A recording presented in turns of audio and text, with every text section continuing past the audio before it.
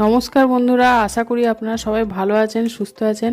আমার চ্যানেল স্বাদিষ্ট হেসেলে আপনাদের সবাইকে অনেক অনেক স্বাগত জানাই। আজ আমি চিকেন কাটলেট রেসিপি নিয়ে চলে এসেছি। আমার পাশে অবশ্যই থাকবেন। তাহলে চলুন দেখে নেওয়া যাক রেসিপিটা।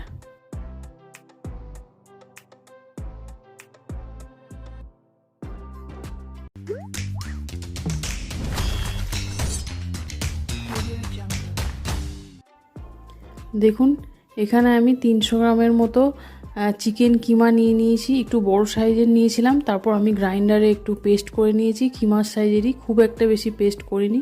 এখানে হাফ চামচের মতো গোলমরিচ গুঁড়ো দিলাম, হাফ চামচ কাশ্মীরি মির্চ, আর আমি এখানে দিচ্ছি স্বাদ মতো লবণ, অবশ্যই পরিমাণ মতো দিতে হবে।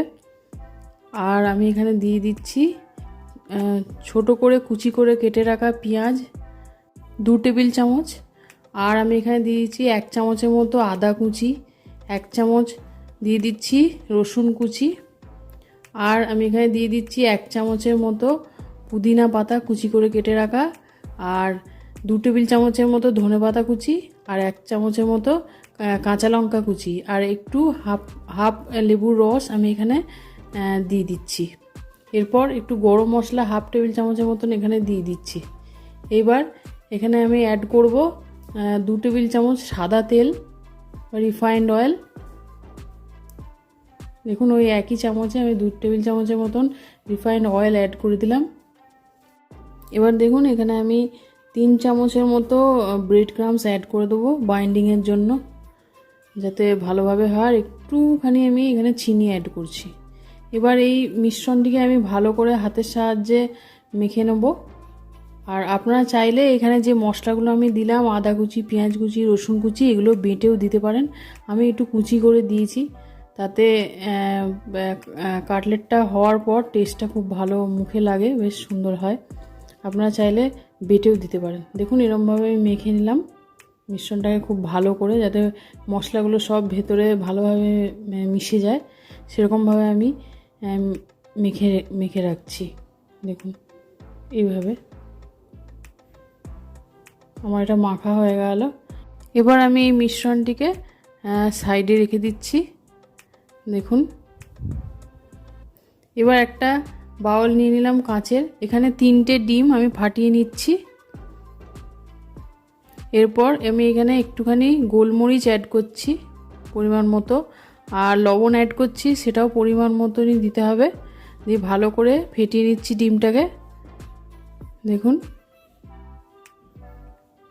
আর এখানে আমি ব্রেড ক্রাম্বস নিয়েছি। যেহেতু ব্রেড ক্রাম্বসের কোনো স্বাদ নেই, সেহেতু আমি একটু লবণ হালকা করে মিশিয়ে দিচ্ছি, খুবই কম পরিমাণ মতো, খুব বেশি দেওয়া যাবে না। দিয়ে ভালো করে মিশিয়ে নিচ্ছি। দেখুন, এরমভাবে মিশিয়ে নিলাম, মিশিয়ে রেখে দিলাম।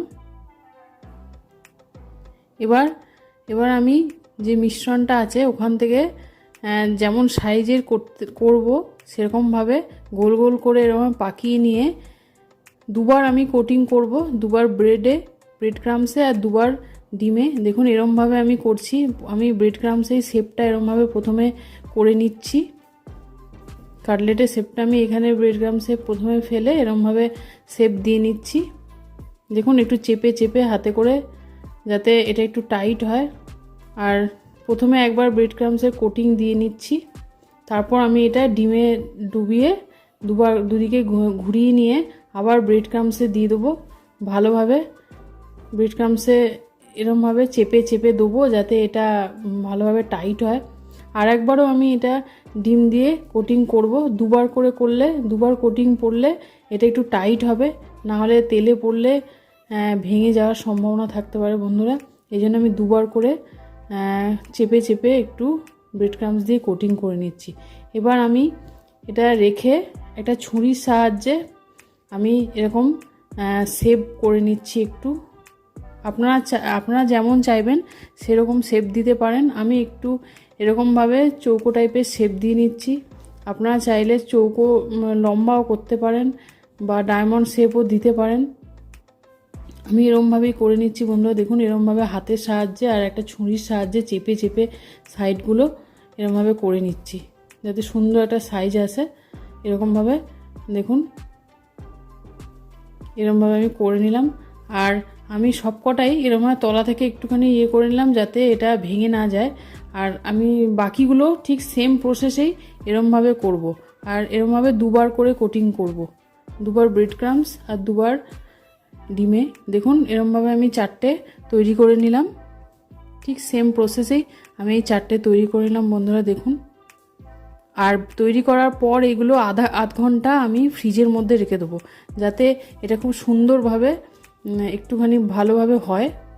এবার আধ ঘন্টা পর আমি কড়াইয়ে তেল দিয়ে দিচ্ছি বন্ধুরা ফ্রিজ থেকে। এবার আমি বার করে রেখেছি কাটলেটগুলো।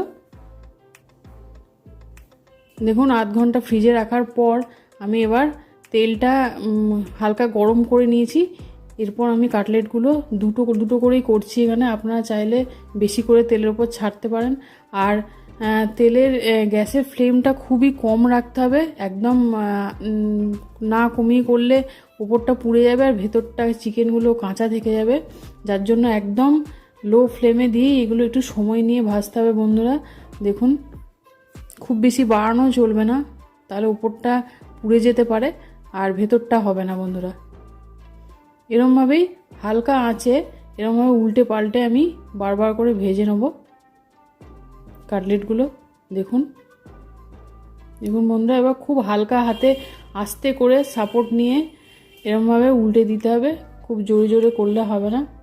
যেহেতু এগুলো ফ্রিজে আধ ঘন্টা রেখেছিলাম তার জন্য একটু টাইট হয়ে গেছে, এতে কোনো ভাঙার সম্ভাবনা নেই, তাও সাবধানে উল্টে পাল্টে দিতে হবে।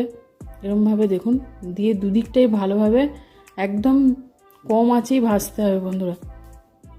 এরমভাবে আমি ভেজে নিচ্ছি। দেখুন আমার মোটামুটি ভাজা হয়েই এসেছে, খুব বেশি লাল করার দরকার হবে না। এরকম একটা ব্রাউন ব্রাউন কালার চলে এলেই, যাতে সাদাটে না থাকে, ভালোভাবে ভাজা হয়।